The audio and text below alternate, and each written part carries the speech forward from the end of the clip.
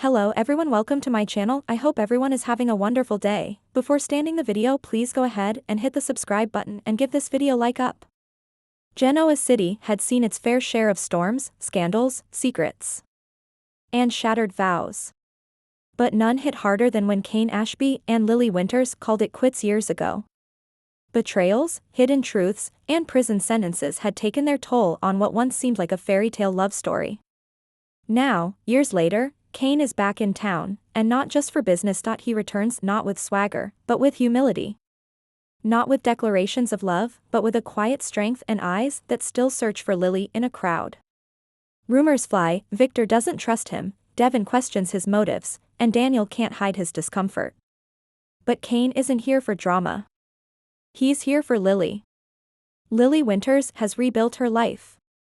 Head of a foundation, a mother, a woman of power and poise, she's come so far since those early years with Kane. But as she walks into Crimson Lights and sees him for the first time in forever, something stirs. "Hello, Lily," he says. Two simple words.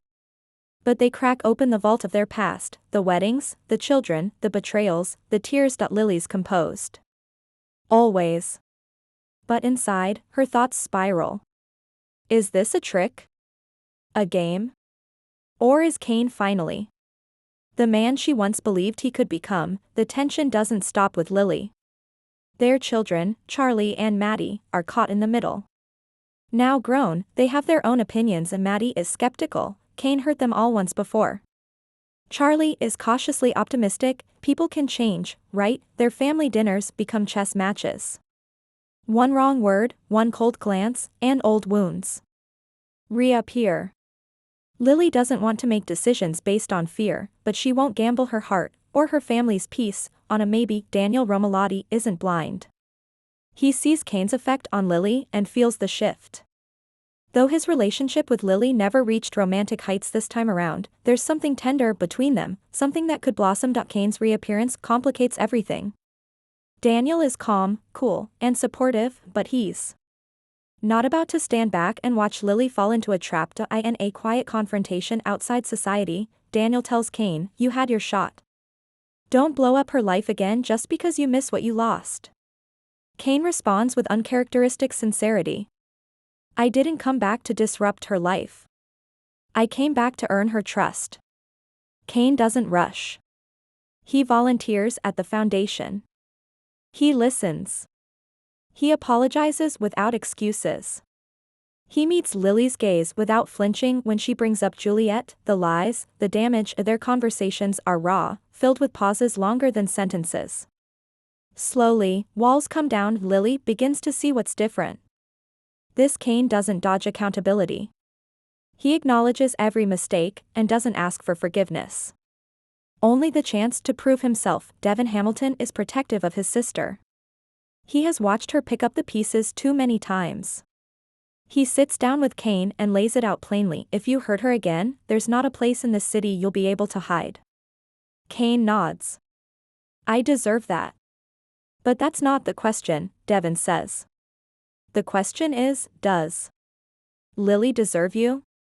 It's a question that sticks. The first sign is laughter. Real, spontaneous laughter between Lily and Kane during a fundraiser. The second is a shared memory that brings tears to both their eyes. They begin spending more time together, but not as lovers. As parents. As friends until one evening at Chancellor Park, under a dusky sky, Kane says, "I'll wait. As long as it takes. Not for what we had, but for what we could have." Lily doesn't respond with words. But she doesn't walk away either. Genoa City is never quiet. Whispers spread. Is Lily giving Kane another chance? What does this mean? For Daniel? For her career? For her future? Victor is skeptical. Jill is cautiously intrigued. Billy wonders if it's worth the risk. Even Abby offers her 2 cents, but none of them live inside Lily's heart, and inside that heart, something is shifting. They take it slow. A dinner. A day with their grandchild. A quiet Sunday drive to the lake where they once dreamed of building a cabin. They talk about everything. About Lily's new goals. Kane's regrets. About how people change, not always for the better, but sometimes, just sometimes, for good. Still, ghosts linger. Kane wakes from nightmares of his past. Lily wonders if her forgiveness is enabling. They agree to couples therapy, not as a gimmick, but as a commitment to doing it right this time. Then comes the turning point. A crisis at the foundation. Lily has to choose between standing by Kane during a scandal or protecting her reputation. She chooses Kane, not blindly, but boldly. "I'd rather risk everything for the truth than play it safe with a lie," she says. It's a moment of clarity. For both of them, they kiss, not the kiss of a fantasy, but of forgiveness. Of grown-ups. Of love earned, not expected.